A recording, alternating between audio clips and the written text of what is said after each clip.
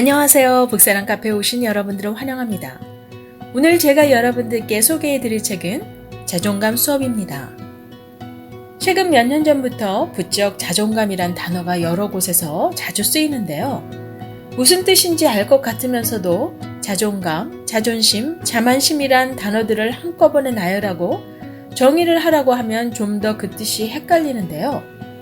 이 책의 저자 윤홍균 작가님은 현재 정신과 전문의로서 그동안 많은 환자들과의 상담과 본인이 직접 어린 시절에 자존감이 낮아 힘들었던 시간을 바탕으로 해서 글을 쓰셨는데요. 지금부터 자존감 수업 그 이야기를 시작해 볼까요? 책의 서두에서 작가님은 그동안 본인이 살아온 인생의 뒤를 돌아보니 그가 해왔던 수많은 고민의 퍼즐들이 조금씩 맞춰질 때마다 어김없이 자존감이라는 단어를 피해갈 수 없었다고 하시는데요. 영어로 self-esteem이라고 하는 자존감이란 사전적 의미로 자신을 어떻게 평가하는가, 얼마나 자신을 사랑하고 만족하고 있는지에 대한 지표를 뜻하는 단어라고 하네요. 작가님은 고민을 정리해보니 본인이 행복해진 과정은 곧 자존감을 회복하는 과정이었고요. 인생에서 가장 힘들고 불행했을 때는 자존감이 가장 떨어져 있었을 때였음을 발견했다고 합니다. 자존감이 회복된다는 말과 행복해진다는 말은 같은 의미였고요. 자존감 문제는 작가님에게만 중요한 일이 아닌 자신이 불행하다며 찾아오는 대다수의 환자들이 자존감이 부족한 사람들이었다는 것을 진료하면서 경험하셨다고 합니다. 배우자가 바람을 피운 사람, 사랑하는 연인과 이별한 사람, 우울증 환자, 중독자, 죽고 싶은 사람들과 그의 가족 등 이 모든 사람들은 하나같이 자존감 문제를 안고 있었다고 하고요. 작가님은 의사로서 그들에게 자존감 트레이너가 되어주셨다고 하네요. 자존감에는 세 가지의 기본 축으로 사람들마다 자존감의 의미를 각자 다르게 해석한다고 하는데요. 첫 번째로 자기 효능감, 자신이 얼마나 쓸모있는 사람인지 느끼는 것을 의미한다고 합니다. 두 번째로 자기 조절감, 즉 자기 마음대로 하고 싶은 본능을 의미한다는데요. 이것이 충족돼야 자존감도 높아진다고 합니다. 세 번째는 자기 안전감, 트라우마가 해결되지 않았거나 애정 결핍을 지속적으로 느끼는 사람은 안전하다고 느끼지 못하기에 자존감이 떨어진다고 하죠. 결국 스스로 쓸모없다고 느끼거나 자기 조절을 못하거나 마음의 상태가 안전하지 않은 사람은 자존감이 낮아 자신을 사랑하기 어렵고요. 남을 사랑하기에도 어렵다고 합니다. 작가님은 자존감과 혼돈될 수 있는 자신감, 자만심, 그리고 자존심이란 용어의 뜻을 구분해 놓으셨는데요.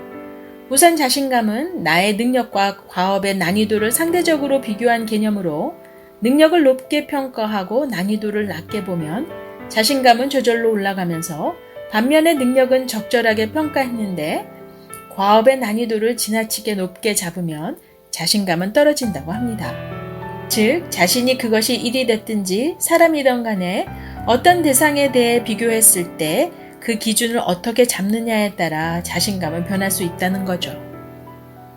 자만심은 나의 능력을 지나치게 높게 평가하거나 과업들의 난이도를 지나치게 낮게 잡을 때 생기는 마음이라고 하는데요.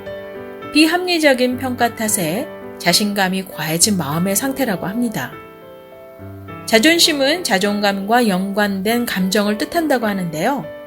자존감이 나를 어떻게 평가하는가에 대한 답, 즉 생각의 개념이라면 이에 따라오는 감정을 자존심이라고 부른다고 하죠. 보통 자존심은 주로 자존감이 떨어졌을 때 느끼는 상한 감정을 의미한다고 하고요. 비난을 받거나 트라우마가 생겨 감정이 추락하는 것을 일명 자존심이 상한다고 표현한다고 합니다. 즉, 자존감은 우리의 생각의 영역, 이성적 영역에 해당되고요. 자존감의 여부에 따라 수반되는 감정의 영역을 자존심이라고 볼 수 있죠. 그러나 한 가지 또한 혼돈해서는 안 될 부분은 자존감 회복의 목표는 근거 없는 자신감을 갖거나 지나치게 자신을 높게 평가하는 사람은 자기애성 인격장애인, 나르시시스트라고 분류될 뿐 진정한 의미의 자존감 회복은 아니라고 하는데요. 이들은 겉으로 거만한 척하지만 사실은 창피를 당할까봐 노심초사한다고 하고요. 이들이 자존감을 회복하면 오히려 자신의 허물을 인정하고 받아들인다고 합니다. 그럼 왜 이토록 자존감이 중요하게 여겨지는 걸까요? 그것은 우리가 하는 말, 행동, 판단, 선택, 감정 등 모든 것에 영향을 미치기 때문이라고 합니다. 그래서 흔히 자존감을 정신 건강의 척도라고 부른다고 하는데요. 이 자존감은 사회 환경과 밀접한 관계가 있다고 합니다. 아무리 자존감이 높은 사람이라 할지라도요, 지속적인 스트레스나 압박 상황에 놓이면 자존감이 떨어지고요. 반대로 자존감 낮은 사람이 환경에 따라 회복되기도 한다고 하죠. 과거에 비해 우리들의 삶은 참 많이 발전했는데요. 우리들의 할머니, 할아버지 세대와 부모님의 세대는 참 어려운 시절을 많이 겪으셨기에 예전에 할머니로부터 한국이 참 어려워 마음껏 먹지도 입지도 못했던 시절에 대한 이야기를 저도 들은 기억이 있습니다. 그러나 부모님들의 세대에 비해 요즘은 밥 굶는 걱정을 하지 않아도 되고요.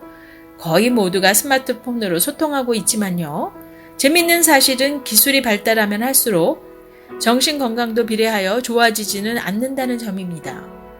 스마트폰과 SNS 발달로 타인들과 과거보다는 가까워졌지만 마음의 거리는 그만큼 멀어진 세상에 살고 있고요. 친구라고 생각해 다가갔는데 적이기도 하고 힘들게 마음을 열었지만 더 큰 상처를 받기도 합니다. 말 한마디 했다가 심한 모욕을 당하기도 하고요. 같은 팀이라고 생각했는데 치열한 경쟁자가 되어 있기도 하죠. 누구한테 함부로 속을 털어놓을 수도 없고 속마음을 드러낼 때에도 수없이 눈치 보기를 해야 할 상황이죠. 누구도 진심으로 고민을 들어주지 않는다고 느끼기에 사람들은 함께 있으면서도 지독한 외로움에 시달립니다. 요즘은 남들에게 욕을 먹더라도 자신의 감정을 솔직하게 표현하는 것이 미덕이 된 시대라고 하는데요. 갈수록 감정을 숨기지 않고 있는 그대로 표현하는 사람이 건강한 사람이라는 생각이 일반화되는 것 같습니다. 그런데 그대로 감정을 마음껏 내보이는 것이 꼭 건강하거나 좋다고는 말할 수 없다고 작가님은 말씀하고 계시는데요. 감정 조절을 적당하게 할 수 있어야 좋은 것이지 화를 내고 싶은데 지나치게 화를 내거나 반대로 아예 표현을 못하는 것은 문제라고 하네요. 이러면 내 마음이 내 의지대로 조절되지 않으면서 자존감의 구성 요소인 자기 조절감이 떨어진다고 합니다. 자존감 회복을 위해 버려야 할 여러 마음 습관 중 하나는 열등감을 꼽을 수 있는데요. 열등감은 폭발력이 가장 강한 감정이라고 하고요. 우리는 어쩌면 저마다 열등감이라는 폭탄을 가슴속에 하나씩 품고 사는지도 모른다고 합니다. 열등감도 하나의 감정이기에 무조건 나쁘다고 보진 않다고 하고요. 자신의 부족한 부분을 인정하고 보완하려고 노력한다면 좋은 에너지로 작용할 수 있기 때문이라고 합니다.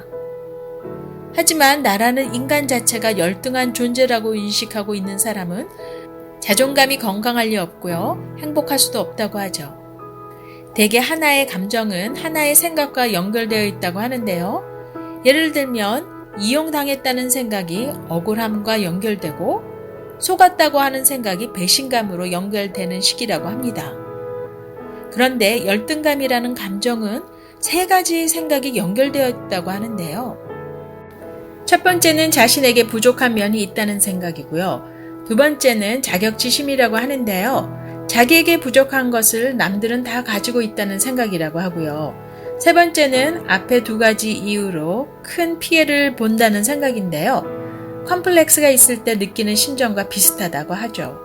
예를 들면 취업이 안 되는 이유를 자기에서만 찾는 사람들, 부모가 이혼한 기록 때문에 그렇다거나 외모 등으로 차별받는다는 피해의식 등 이런 생각에 타인에 대한 공격성을 포함하고 있다고 합니다. 열등감은 이와 같이 복잡한 감정이고요. 3가지 생각이 복합적으로 섞여 무능감, 자격지심, 피해의식이 함께 작용하다 보니 열등감은 부피가 커서 한번 터지면 큰 폭발력을 가질 수 있다고 봅니다. 이러한 열등감은 우리를 괴롭히는데요. 심장이 두근거리고 얼굴이 화끈거리며 마음뿐 아니라 몸까지 달아오르게 하는 감정이라고 할 수 있습니다. 20대에서 30대 초반까지는 열등감을 구별하기 어렵다고 하는데요. 그것은 열정으로 보이기도 하고 에너지원이 되기도 하기 때문인데요. 이 덕에 성공을 거두기도 한답니다. 직업에 관한 성공일 수 있고 사랑의 성공 아니면 치명적인 컴플렉스를 극복하고 공부도 할 수 있는 등 여러 가지 결점을 커버하려고 하지만 중년으로 접어들면 열등감을 내려놓아야 할 때라고 하네요. 자격지심이나 피해의식을 안고 있는 것에 한계가 오기 마련이고요. 이것은 우리들의 건강에도 피해를 줄 수 있기 때문입니다. 열등감에 휩싸인 사람들은 보통 30대 이후 병원을 찾게 되고요. 체력적으로도 즉 심장이 지나치게 뛰거나 불면증으로 시달린다든지 감정을 식히려고 술을 몸에 쏟아붓게 되는 경우 심장과 간에 병이 드는 등 열등감에서 오는 건강 이상을 누를 수 없다고 하네요. 자존감 낮은 채로 오랜 시간을 살아온 사람들에게는 자신을 미워하거나 다그치는 것이 익숙하고 편할 수 있는데요. 자존감을 끌어올리기 위해서는 작가님은 끊임없이 자신을 사랑하는 법을 익히라고 조언하고 있습니다. 그러다 보면 자신에 대한 사랑이 생활에 자연스럽게 스며들 것이라고 하고요. 자신을 존중하지 못하는 사람들은 결정을 앞두고 다른 사람들을 찾는다고 하는데요. 자기 일은 스스로 결정하고 내린 결정을 따르라고 조언합니다. 내린 결과에 전적인 책임을 지고 결과가 나쁘면 후회를 하되 미래형 후회를 하라고 하는데요. 그때 그러지 말았어야 했어 라고 과거형 후회가 아닌 앞으로 이런 경우가 있을 때 반드시 이렇게 해야지와 같이 미래형 후회를 하라고 합니다. 이 책은 크게 7장으로 구성되어 있는데요. 1장에서 자존감이 무엇인지, 왜 자존감이 우리 인생에 중요한지를 다루기 시작해서 6장, 7장에서는 자존감을 끌어올리는 구체적인 방법을 제시하고 있는데요. 저는 오늘 자존감 수업을 여러분들과 함께 리뷰해 보았습니다. 성공한 사람이든지 그렇지 않은 사람이든지 자존감에 대한 문제는 있을 수 있고요.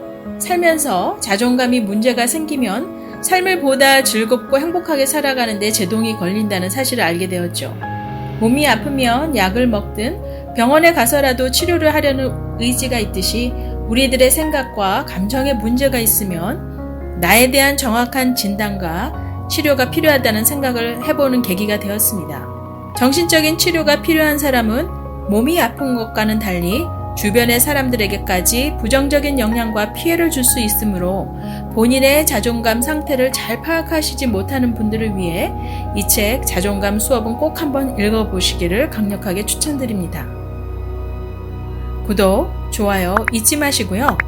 그럼 다음 영상에서 뵐 때까지 안녕히 계세요.